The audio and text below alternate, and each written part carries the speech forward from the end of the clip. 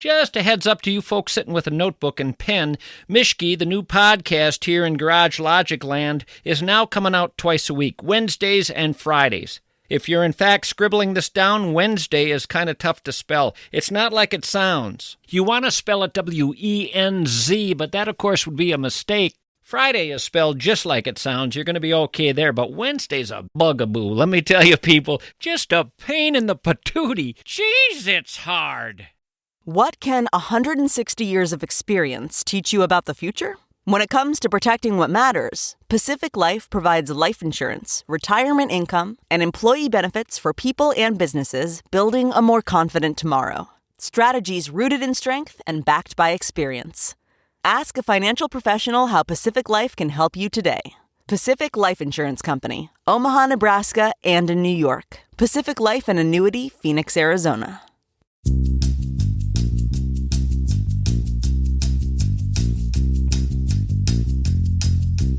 Hey ya ho ya hi ya, you're as welcome as can be.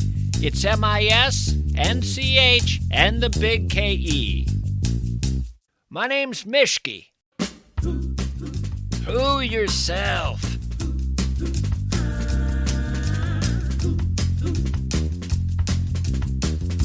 Let's do another show. Eins, zwei, drei.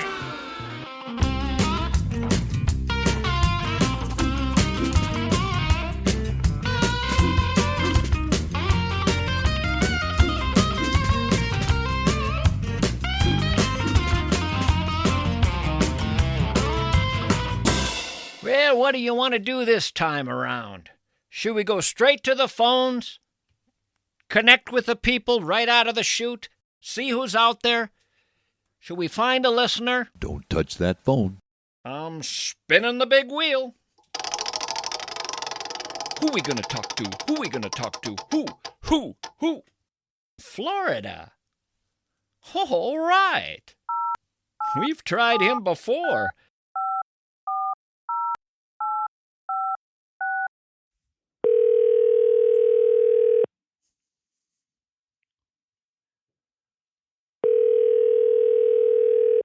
Hello? Well, hello, Keith. Mischke, how you doing? Thanks for calling. I'm swell. Good to hear your voice. What am I catching you doing? I'm standing here talking to a friend of mine in my little shop here, Florida, and we're debating on what to do next. We don't know what to do. Let me talk to your buddy a moment. Oh, here he is right here. His name's Steve. He's All from right. Tennessee. Steve from Tennessee. How you doing? I'm all right, Steve. This may be the only conversation you and I have in this entire lifetime. What are the odds of it even happening? Very slim to none. You just happen to be at this place in Florida, and I just happen to be calling this guy who happens to be on a list of listeners I call. I randomly call these listeners, and you just happen to be there when I called Keith. And we were probably listening to your podcast, That was Garage Logic, actually. Garage Logic. You know who that is, don't you? I know old Joe. I've known that fella for years. Now, I'm interestingly illogical. I just listened to your last podcast, To Be or Not to Be or something like that. I forget. That was the name of the one that I think was 2 shows ago. A couple days ago, I put out one, and it was a referendum on Wally. Oh, yeah, I like Wally. Oh, yeah, I see you just put one out. I haven't listened to it yet, but I got it. On that one, you'll learn what happens to Wally. You like Wally. People love Wally. I mean, it was 4-1 in favor of keeping Wally, but you got to listen to that show. So it's Keith and Steve today in Florida somewhere trying to figure out what to do. He's going to go plant some flowers, right? I'm going to plant flowers. I picked up 100 geraniums yesterday. You know, I didn't see that coming, Steve. And normally I do 300, but they were on back order. I'll tell you something. I'm a flower guy. My friends get on me a little bit about this because I'm not supposed to be a flower guy, what with being a guy. But I love flowers. Oh, I do too, and a lot of people get on me for liking Tiny Tim, but in my day, we tiptoed through the tulips. Well, now we're getting into some fun territory, Steve. I didn't see that coming either. That's the end of my story. Yeah, I wonder what else I could learn about you if I were to prod a little more. I'll tell you, planting 100 geraniums, you're already doing something that on your deathbed you'll be glad you did. Nobody on their deathbed said, my problem in life was I planted too many beautiful things for people to enjoy. Oh, yeah. Yes. Yeah, you can ask Keith. I normally set out 300. Yeah. And they're all red. They're all red. Wow, is that going to be a sight? I lined the whole property with them. I'll tell you something. We're entering the period up here in the North Country where everything's going to go to black and white. We're going to enter that cold, cold winter where all you see are the silhouettes of those branches and the white blanket over the land. No color, nothing for months. And it crunches when you walk on it. Oh, it crunches all right. Hey, what do you do for a living? Are you a retired man, Steve? No, sir. I'm in the equipment business. I'm 71 years old. I sell forklifts. I don't think I'll meet another heavy equipment guy, 71 years old and dealing in forklifts, who plants geraniums and loves Tiny Tim. Well, I tell everybody that but my wife. Back in those days, I rode the Magic Carpet Ride, and you probably heard of them, too. The Magic Carpet Ride. I could go a lot of different directions with that. Steppenwolf in the 60s. So back then you were wild and free and probably riding a motorcycle. Absolutely. You hit the nail on the head. Wild and free riding a motorcycle, listening to Steppenwolf until that album was over, and then it was right back to Tiny Tim, the only guy to make that transition. That's because I had to sell my motorcycle. Why'd you have to sell it? My best buddy got killed on one. I said, I ain't going to be the second victim. You and me both, my friend. I used to ride a motorcycle myself, and I watched too many guys I knew die. And I figured my turn was coming, so I got out of the business. Me too. But I still own two today, but I don't ride them. I just like having them there. Isn't that funny? You just like looking at them. Maybe you just 3 a.m. go out in the garage and sit on one and make engine noises. And then you can turn on a fan, let it blow your hair. You can feel like you're tooling down the road. Did you ever remember in the 1960s a program? It only lasted one season, I think. It was called Then Came Bronson. Oh, yeah. Yes. Yes. Just Jim and his Harley, going anywhere, nowhere, everywhere. No strings to tie 'em down, no chicks to hang 'em up. Unless along comes Ellen with her red Corvette, long black hair, and crazy ideas about kicks and he-men. And then off Jim would go, head over heels in a two-for-the-road block, playing the lead role in a drama of human emotions that explodes into a nightmare. And I bet we could probably find that movie on Netflix or YouTube today. Yeah. You can still see the introduction if you go to YouTube, where he pulls up alongside that tired old guy in his car, and the guy looks over and says, "Where are you going?" And he says, "Well, wherever I end up." And the guy says, "Boy, I wish I were you. This old haggard guy who's been working all his life in an office just wants to head out on a motorcycle." Taking a trip? What's that? Taking a trip. Yeah. Where to? Oh, I don't know. Wherever I end up, I guess. Well, I wish I was you. Really? Yeah. Well, hang in there.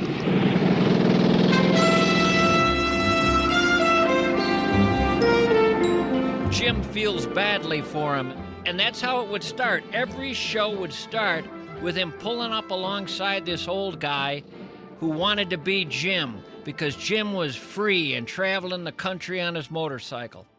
Yeah, I remember that. Wow. You know what I would have said if I were that old guy pulling up next to Jim? I would have said, "You into organ donation?"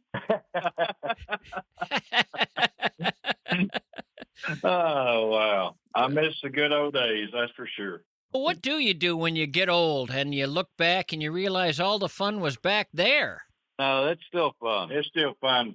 Thank God you guys are saying that. You were scaring the hell out of me. Oh, no. No, we have fun. We just like watching people. You mean that's what I have to look forward to? I'm just going to stare at people? Do you guys ever get into trouble anymore? Because I'm hoping still when I'm old I can get into trouble. No. What? Not me. I don't know about Steve. He's getting in trouble now and then. Yeah, I get in trouble. And my wife told me, she said, well, you just go on. Go ahead.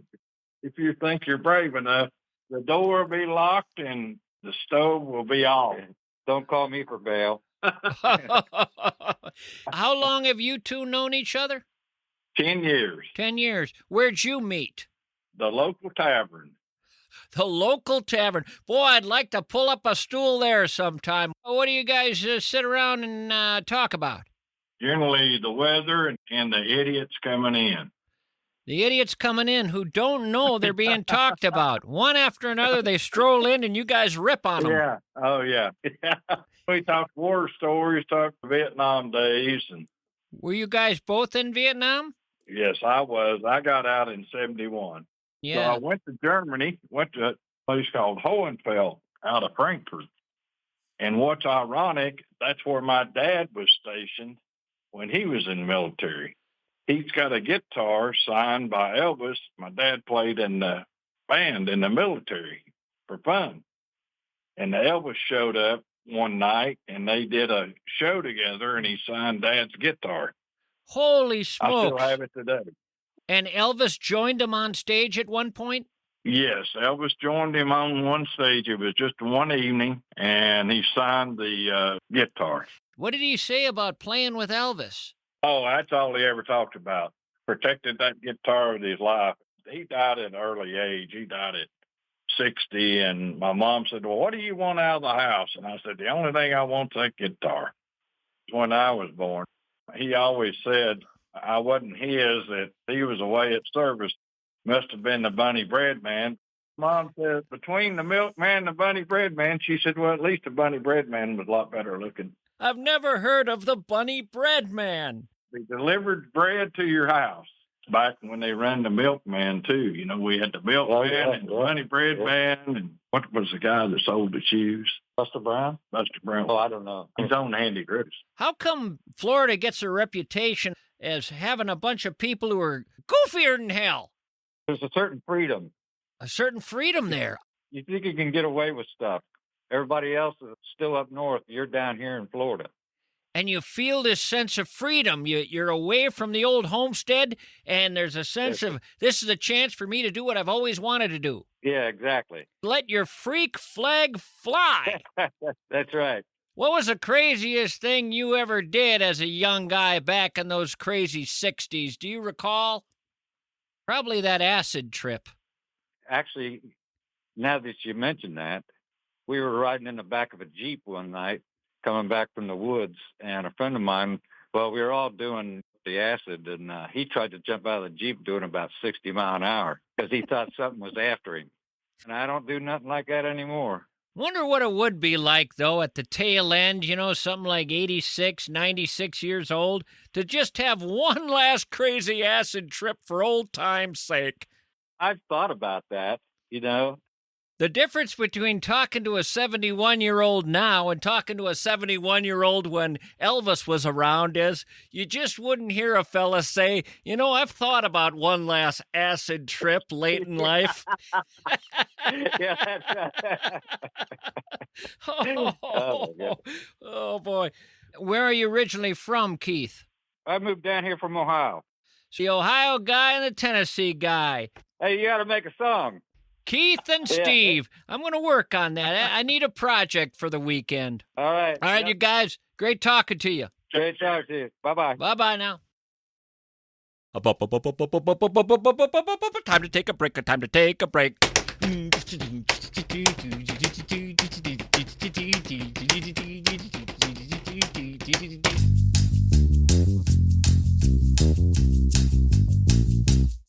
You know what's funny? It's never the big stuff that gets you. It's the little stuff.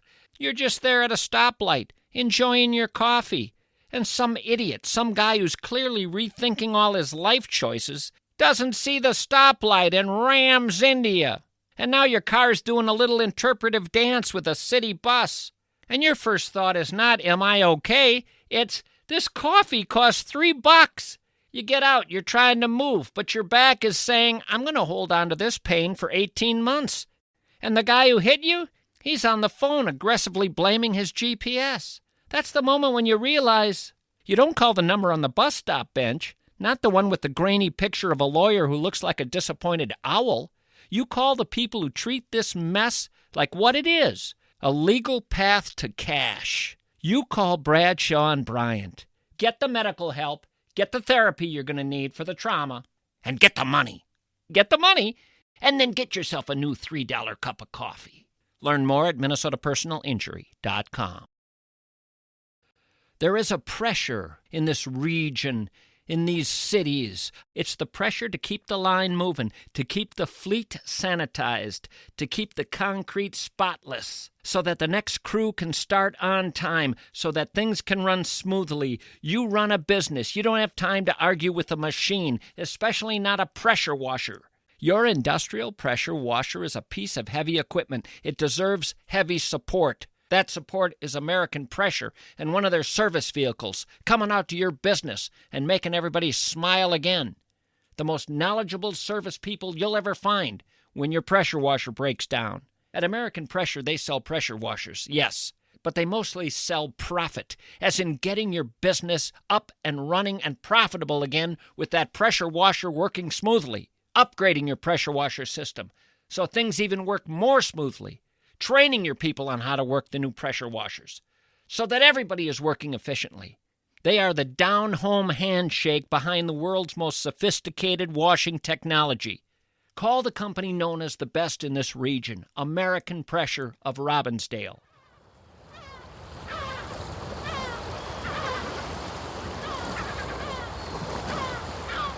Well, I just read about a new cruise ship. They've launched something they're calling Truly Special, the world's first cruise ship dedicated entirely to solo travelers. That's right, every cabin on this new cruise ship, the MS George Eliot, is for one guest and one guest only. No sharing. You can't even find a secret bunkmate if you want one. No sharing. This trip's for loners. Here's the ad. You say you're the kind of person who prefers their own company? You're someone who enjoys personal space? We know you have a passion for travel, and with our Solo Vacations collection, it's never been easier to find the perfect vacation for you. This is solo travel. Your own space, your own pace. With the company of like-minded travelers. It's your own adventure, shared with those who get it. Shared with those who get it. Oh, I get it. You by yourself? Me too. I get it. Yes, they get it. Oh, do they get it? You should meet these passengers. Why did you choose this trip, Martha? I wanted to be alone, Ken. Me too, all alone. I like traveling alone. I do as well, Ken, which is why I wish you would leave me alone. Oh, I will, Martha, I will. I hope never to see you again on this trip. Same here, Ken. Have you told the others, Martha, that you want to be alone? They all know, Ken, 'cause they want to be alone as well. Oh, yeah, a bunch of people all alone traveling together. Not together, Ken. We're alone. Yeah, but alone together, Martha. I don't like the sound of that, Ken. I prefer just alone. But we are together. But I'm not going to look at them. Well, some are going to pass you in the hallway. They're dead to me, Ken. Can we just say they're invisible or something? Get it through your thick skull, Ken. We're all alone, all of us. Born alone, we die alone, and we shall all someday look back on our lives and see that, in spite of our company, we were alone the whole time, the whole way, essentially, finally, ultimately, alone. It is our fate, Ken. Get that through your skull. You're really intense, Martha. Ken, a man once said, loneliness is and always has been the central and inevitable experience of every human being. This is who the cruise is for. Look at the stares of all these passengers as they look out over the rail into the abyss. What is that abyss, Ken? That is our existence. Those pensive stares, no one talking to one another, each of us so alone, stuck inside our own skin, unable to truly connect in the deepest way, left to long for something we'll never have. We'll die sad and broken, Ken. Martha, I'm going to go to the bar. Go ahead, Ken. This is a cruise for the cursed, for the damned, and we paid big money for it. I was thinking about being alone today. I have this book of quotes on my bookshelf, and I looked up quotes on being alone, and I found this one. I used to think the worst thing in the world was to end up all alone. It is not. The worst thing in the world is to end up with people who make you feel alone. And I thought to myself, well, that's a very profound quote. I used to think the worst thing in life was to end up all alone. It is not. The worst thing is to end up with people who make you feel alone. I said to myself, who wrote that? And I look, and it says, Bobcat Goldthwait. Bobcat Goldthwait. Do you know Bobcat Goldthwait? He's not a guy you would expect to deliver that quote. Bobcat Goldthwait, the goofy actor from Police Academy, he said that? The comic? Of all the people to turn to for a quote on such a profound topic as loneliness. Bobcat Goldthwait? That obscure, weird comic? And this is typical of how my life tends to go. I have this thought about Goldthwait, which is really kind of a worthless thought because it's based on scant knowledge of him. I don't really know much about Bobcat Goldthwait. I just have in my head he's some second-rate comic who never went anywhere. That's what I tell myself. Anyway, I thought that's a really heartfelt quote that shows some depth and some insight, some personal insight. So I researched a little further, and lo and behold, I learn Bobcat Goldthwait did not say that. You know who said that? You know who delivered that quote? I used to think the worst thing in life was to end up alone. It's not. The worst thing is to end up with people who make you feel alone. Robin Williams said that. It's misattributed to Bobcat Goldthwait. How did anybody make that mistake? Suddenly it all made sense. We know about Robin Williams. We know about his struggles in life. He was a deep, soulful guy who struggled with depression. So I placed Bobcat Goldthwait back in his proper place as a forgotten comic who was, for a time, funny maybe, and disappeared. I don't know what happened to him. But in learning of this mistake, this misattribution with this particular quote, I accidentally went on to learn that Bobcat Goldthwait was actually Robin Williams' best friend. Wait, what? Yeah, best friend. In fact, he was Robin Williams' best man at Robin Williams' wedding. Now I can see how this might have gone. Bobcat was probably quoting Robin Williams one day, and somehow the quote got associated with Bobcat. Suddenly I had to reevaluate Bobcat once again. If he's best friends with Robin Williams, I don't know, to me suddenly he had something on the ball. Here I am reevaluating him again, as if I'm the guy who should be evaluating anyone, let alone a guy I know nothing about. Why am I doing this? Why am I judging? Why am I evaluating? Why can't I leave Bobcat Goldthwait alone? Bobcat Goldthwait hit it big in the 1980s, I learned, and I checked out in the 1980s. I took a break from the world in the 1980s. I jumped on freight cars. I got the hell out of Dodge. I went looking for other worlds. I went back in time. I moved to Butte, Montana. I found Evel Knievel at Jerry's Corner Bar. I looked at the coming decade in 1980 and said, I'm out of here, and I disappeared. I vanished from an era. Still no regrets, but to be fair, I probably missed certain things that could have been appealing to me had I stuck around. Anyway, I go researching Bobcat. He comes along with his very first national television appearance in the early 80s. It's on David Letterman. It's his debut on television. Boy, I would be nervous. It's interesting to watch debuts, national debuts of comics, stand-up comics. Those are powerful, powerful moments in their lives. And there they are, alone, so alone, standing there in that spotlight, millions watching. This is their shot. Will they blow it? Well, because I missed him in the 80s, I caught him today. Bobcat Goldthwait making his debut.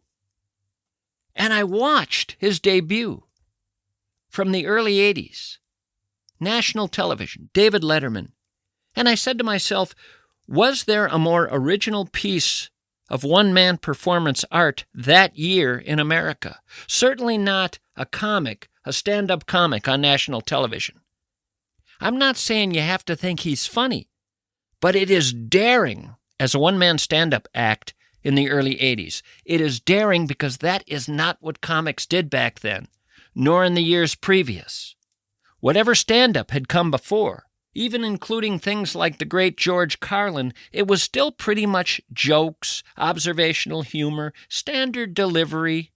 This was wholly, completely, utterly different. This is what Bobcat did. Now, it's difficult because you can't see him. It's far better to see him. But this is all we got. Give a listen. My next guest is one of the strangest comedians that we have seen in a long while. Making his network television debut this evening, please welcome Mr. Bob Goldthwait. Bob.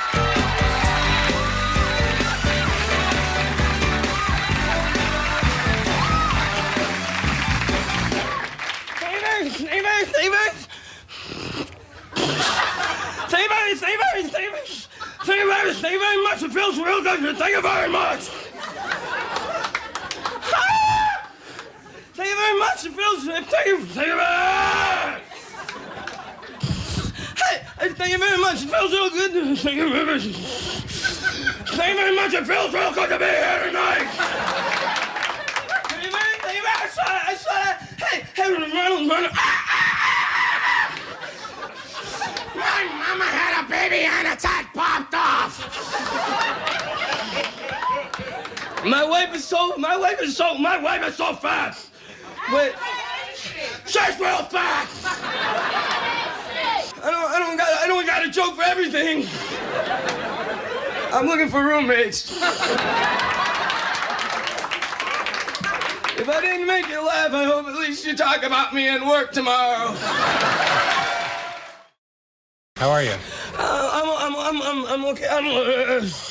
I'm okay. Thank you for having me on the show very much. Thank you for being here. Do you have trouble relaxing? I admired the originality as I watched that. Wholly, completely, utterly different. His presentation as this bizarre, neurotic, unwell guy winding up on a national stage, almost seemingly by accident, by mistake, appearing as though he wasn't supposed to be there, it was funny to me. And I said to myself, you can't take that away from Bobcat. That daring effort right there on national television, the High Wire Act, survive or fall to your death. That's some accomplishment there. He arrived then and there, and he was Robin Williams' best friend. Suddenly, I respected this guy. You see how this goes, this silly dance in my head? Like him, don't like him, respect him, don't respect him. It was all so silly, but that's what I was doing today. I then stumble upon a dislike, well, more than a dislike, something disturbingly intense in the way of dislike, between the Bobcat and Jerry Seinfeld. Well, where the devil is that coming from? And I can't stop researching this. can't stop researching this. Can't stop researching this. Stop researching this. Keep going, keep going, keep going.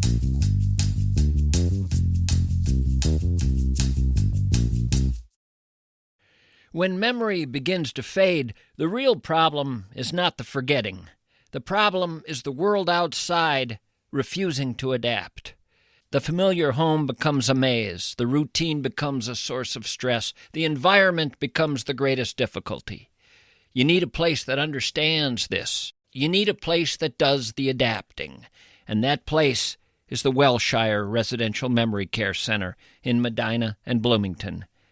They provide an environment intentionally designed to support the person as they are now. Here the routines are gentle. Here the staff is focused. Here the stress of a non-compliant environment is removed entirely. It is a space built for peace, so that when you visit, you are simply a family member again, not a primary caregiver, not a worried landlord, just family. Find that profound difference in memory care that is the Wellshire of Medina and Bloomington. When you first decided to handle your own investments, didn't you think it was going to be a lot of fun? Kind of like a hobby, like collecting stamps? But instead of stamps, you collect anxiety. You went and got yourself an app, you checked your investments at midnight, you bought a stock because you thought the company logo looked like that company would be successful. Meanwhile, Josh Arnold was quietly making money for people. For 40 years he was making money for people. Where were you? Where were you? It's time to stop treating your future like a summer project. Here's what you do. You call Josh. You get a completely free, highly specific 48-minute consultation. You spend nothing, no obligation. He'll look at your portfolio and he won't laugh. He might sigh, but he won't laugh. 952-925-5608. Investment services offered by Josh Arnold Investment Consultant, LLC, a security and investment advisor. Past performance is no guarantee of future results. All investments involve risk. Tommy Mischke is a paid endorser.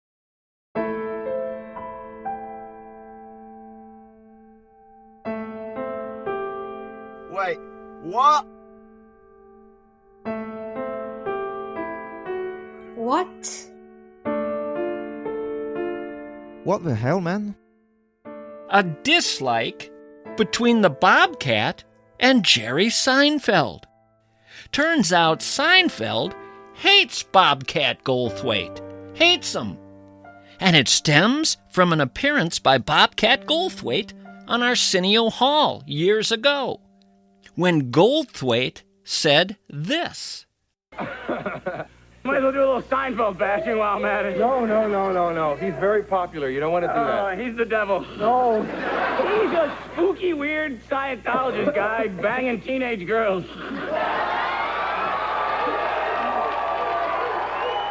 Well, those are going to be hurtful words for anybody. For anybody. I learned in continued research that there was professional jealousy involved here. Seinfeld was riding high with his sitcom at this point, making millions and millions of dollars. And many comics, I learned, thought they were as good as Jerry or better than Jerry and were not having his kind of success. And a lot of comics were taking shots at Jerry Seinfeld. Tall poppy syndrome. Seinfeld grew too tall. He stuck out above the rest, and they cut him down. Now, Seinfeld was indeed with a teenage girl at this time. At 38 years of age, Jerry Seinfeld had met a 17-year-old high school senior in Central Park in New York, and he started dating her. Now, 17 is the age of consent in New York, so he wasn't doing anything illegal, just a little bit weird. So that swipe by Goldthwait must have stung. I don't know anything about the Scientology stuff with Jerry, but word is the two have disliked each other for years. Now, it got so bad that in an episode of Comedians in Cars Getting Coffee, a Seinfeld cable program, Some comedian named Bridget Everett is with Seinfeld at a coffee shop, knows nothing about the feud, and is at the time in the process of being directed in a film by Bobcat Goldthwait, who, by the way, went on to write movies and to direct movies. And this Bridget is about to say something about Bobcat, not knowing Jerry doesn't like him. And Seinfeld cuts her off and goes off on the Bobcat. Oh, he does. I mean, he goes off on him. Here's what it sounded like. You know, I'm good friends with best I don't friend. like him at all. Oh, no. At all. In fact, I have a particular feeling about him. I had kind of forgotten about him. Mm-hmm. And then there was a little article about him in the paper. Mm-hmm. And even in that, there was a veiled reference to his dislike of what I did. Really? Anyway, it didn't have my name, of course. He used to rail against comedians because they weren't as wild and dangerous as he was, because he sucked. Okay? He wasn't funny. Yeah. And that's why he didn't get anywhere. Yeah. Period. I feel very tense right now. Because in comedy, nobody gives a if you're cool, if you're lame, if you're funny, you win. Yeah. If you're not funny, you don't. And he's not funny. That's why I had to do that stupid voice. Because you have no act. I feel very stressed. Yeah. You could tell him, by the way, all of that. And that's why he didn't like me, because I could actually do it. I can do it. I can do comedy. Yeah, but you can. He can't. And that's why he doesn't like me. Yeah. That's what that's about. Oh my God. I've never seen you like this before. Yeah, I've never been like this before. And I'll tell you where else it came from. Okay. You're not scary or dangerous. Oh my God. You're just weak on stage. That's what you are, weak. Oh my God. You're a weak act. I love him. You can love him. He's gonna need the love because he's not gonna get it from the public. Oh my God. Because you don't have any skills. Oh my God. You don't have any talent. Oh. Now, all of this research started with a cruise for loners and a misattribution, a quote about being alone that somehow got attributed to the Bobcat when it was Robin Williams' quote. There I was today, researching being alone, loners, and where did that lead me? To recluses, and where did that lead me? To Bobby Fischer, the chess player, to Greta Garbo, the actress, to Howard Hughes, to Ted Kaczynski, to J.D. Salinger. And I couldn't stop. I wanted to. I wanted out. Something was compelling me to continue. Then I backed off recluses because I didn't like being around them. I did feel comfortable around loners, though. There's an important difference. A recluse is kind of like a loner on steroids. Loners tend to be romanticized. Recluses, not as much. And you know where I end up with loners? Then came Bronson. Just Jim and his Harley going anywhere, nowhere, everywhere. No strings to tie him down, no chicks to hang him up. That show when I was a little kid, just a little kid, in the late 60s. Jim Bronson and his Harley. And you want to know something weird? The actor who played Jim Bronson, Michael Parks, in my mind, he disappeared after that. And to a great degree, he did. He got a reputation for being difficult to work with. And we didn't see Michael Parks very often over the years. I never saw him again. I only know him as Bronson. And if you watch Then Came Bronson, you're not wildly impressed with his acting abilities. But you have to tell yourself, this is a TV show from the late 60s. What do you expect? But much like with Bobcat Goldthwait being Robin Williams' best friend, I have that shock, that surprise, when I learn that Quentin Tarantino today, calls Michael Parks his favorite actor. Quentin Tarantino, the classic film nerd, he knew everything about Michael Parks' career. And very late in life, he brought Michael Parks on to be in Kill Bill. I didn't know any of this. Quentin Tarantino says Michael Parks can do anything. He thinks he's masterful. He's an amazing actor. Well, by golly, it's a shame he was so difficult to work with then.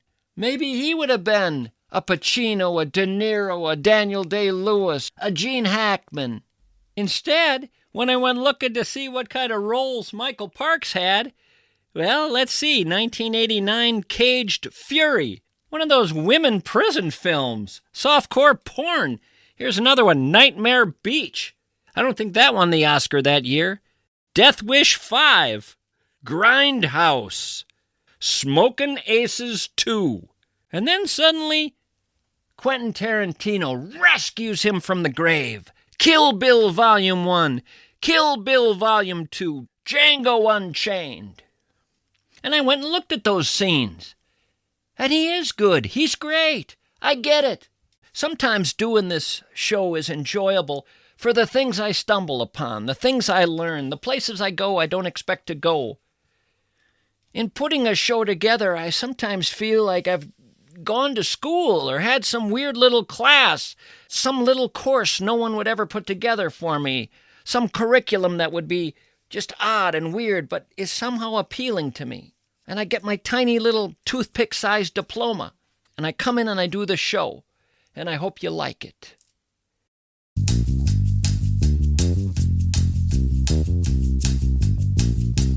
Your home is a library of tiny, continuous little sounds. The whisper of the heating vent, the low, sustained hum of the boiler in the darkness of the basement, the slow, rhythmic drip inside a wall that suddenly means trouble. That sound's not supposed to be there. Your house talks, people. When the furnace gives a choking sigh, the narrative of your home changes. The comfort, the stability, the very rhythm of your life is in this building, and something's not right. And it's telling you, MSP, MSP, MSP! Minneapolis, St. Paul Plumbing, Heating, and Air. Your house has been calling out their name since 1918. They know the difference between the rattle of a failing heat pump and the metallic groan of a weary boiler. They understand the language of water moving through the walls, the air rising through ductwork. They listen and they know because they've been at it over 100 years. MSP, the House Whisperer. Hey, I want to tell you folks something. I appreciate you responding and heading to EcoFun Motorsports, clearing them out of their snowmobiles. You guys responded, and you got yourself some great deals on snowmobiles at EcoFun Motorsports. Best deals you would have found around here. Well, with those gone, they don't want me talking about snowmobiles. Because winter is arriving, they're perfectly comfortable clearing out some e-bikes, getting fresh ones for next year, selling the ones they have right now for a song. 50% off MSRP. 50% off. You want half off on an e-bike? Right now at EcoFun Motorsports in Burnsville and Forest Lake. You can test drive the e-bike there, check it out, see if you like it. You can try different models, see which one fits you. Kaylin there is an e-bike expert, can help you find the perfect fit. And most importantly, going into next spring, you will have a brand new e-bike that you got for 50% off because you bought it in the late fall of 2025. Get yourself set up now for next spring with an e-bike from EcoFun Motorsports. The bigger store is in Forest Lake, smaller one in Burnsville.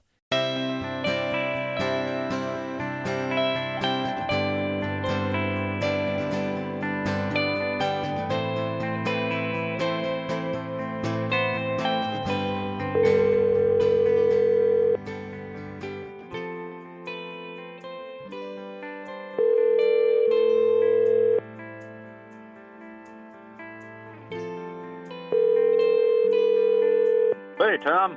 Hello, Ted. You have been on this caller list for months. I sure have. You tend to call me when I'm at work and can't really answer the phone when I'm there.